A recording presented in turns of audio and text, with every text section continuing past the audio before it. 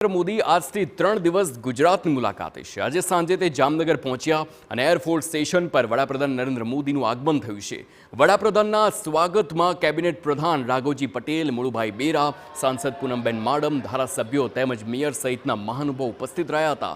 જામનગર એરપોર્ટથી પાયલટ બંગલા સુધી વડાપ્રધાન મોદીનો ભવ્ય રોડ શો યોજાયો।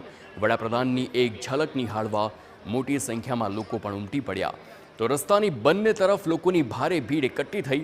વડાપ્રધાન મોદી સર્કિટ હાઉસ ખાતે રાત્રિ રોકાણ કરશે અને આવતીકાલે સવારે તેઓ વનતારાની મુલાકાત લેશે। તો તેમના આખા કાર્યક્રમની વાત કરીએ દિવસભરના તો 2 માર્ચે સવારે 10 વાગે વનતારા જવા રવાના થશે। 2 કલાક જેટલો સમય ત્યાં વિતાવશે। 1 વાગે વનતારાથી સોમનાથ જવા તે રવાના થવાના છે। બરાબર 1:45 કલાકે તે સોમનાથ હેલિપેડ પર આગમન તેમનું થશે, જ્યાં 2 વાગે સોમનાથ મંદિરના તે દર્શન કરશે। બપોરે 2 થી 3:30 વાગ્યા સુધી સોમનાથ મંદિરમાં તે રોકાણ કરશે। દર્શન બાદ સોમનાથના વિવિધ ડેવલપમેન્ટ પ્રોજેક્ટને લઈ બેઠકનું પણ આયોજન કરશે, જ્યારે 4 વાગે સોમનાથથી તે સાસણ ગીર જવા રવાના થશે। ગીરમાં સિંહ સદનમાં વડાપ્રધાન રાત્રિ રોકાણ કરશે અને 3 માર્ચે સવારે 6 વાગે પીએમ મોદી જંગલ સફારી નિહાળશે। 10 વાગે નેશનલ વાઇલ્ડ લાઇફ બેઠકમાં પણ તે હાજરી આપવાના છે અને 2 વાગે તે ગીરથી રાજકોટ માટે રવાના થઈ જશે અને 3 વાગે રાજકોટથી તે પરત દિલ્હી જશે।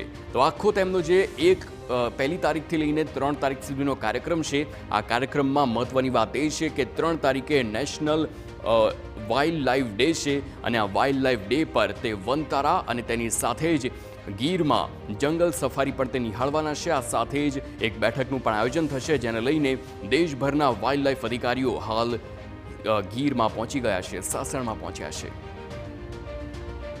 હમણાં 1 વર્ષમાં 3 વખત જામનગરમાં આ રીતે મુલાકાતો સાહેબે લીધી અને દ્વારકા કોરિડોર, સુદર્શન બ્રિજ હોય, એવા મોટા પ્રોજેક્ટો, જામનગરના ઉદ્યોગોના પ્રશ્નો હલ કરવાની વાત હોય, એ દરેક બાબતમાં હંમેશા જામનગરને માગી અને પહેલાં મળી જાય છે અને જામનગર પ્રત્યે સાહેબનો જે પ્રેમ છે એના કારણે અહીંના દરેક નાગરિકો, દરેક વ્યક્તિઓ અને મોદી સાહેબને આવકારવા માટે ખૂબ આતુર હતા।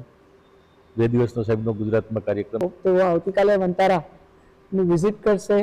3જી તારીખે આપણે વર્લ્ડ વાઇલ્ડ લાઇફ ડે જ્યારે ઉજવતા હોય ત્યારે એમનો જે પ્રિય એક વિષય છે કે વન્ય પ્રાણી ને અને વાઇલ્ડ એનિમલ્સને કેવી રીતે એવું વાતાવરણ મળે કે એ સુરક્ષિત રહે, એ વધુ સારા એન્વાયરમેન્ટમાં એની વસ્તી વધારો થાય, આરામથી રહી શકે, એની માટે સતત ચિંતા કરતા હોય।